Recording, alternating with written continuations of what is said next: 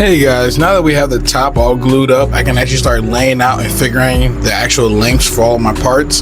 So the first thing we need to cut is all the actual stretchers or supports that are going to go underneath the bench.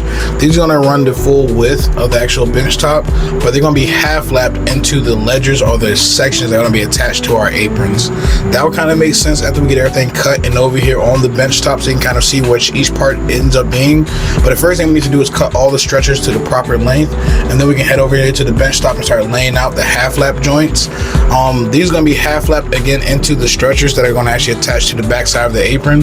So once I get everything cut to the proper length, I can kind of come over here to the bench, mock up where everything needs to go, and start figuring out where all my, well, you see me doing it right here.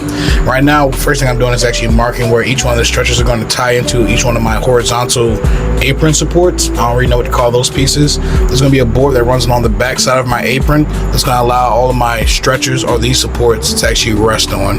If that doesn't make sense, you guys will again see it a little bit better once I actually get everything over here on the bench. You kind of cut to the proper size and start working on all the half laps.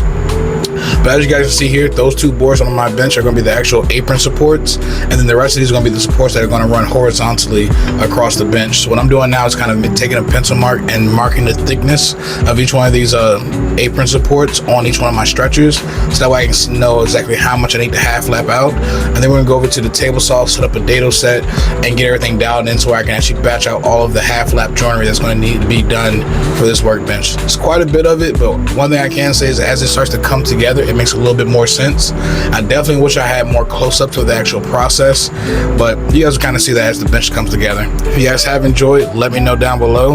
Leave me a like, comment, and subscribe, and I'll see you guys in the next one. Peace.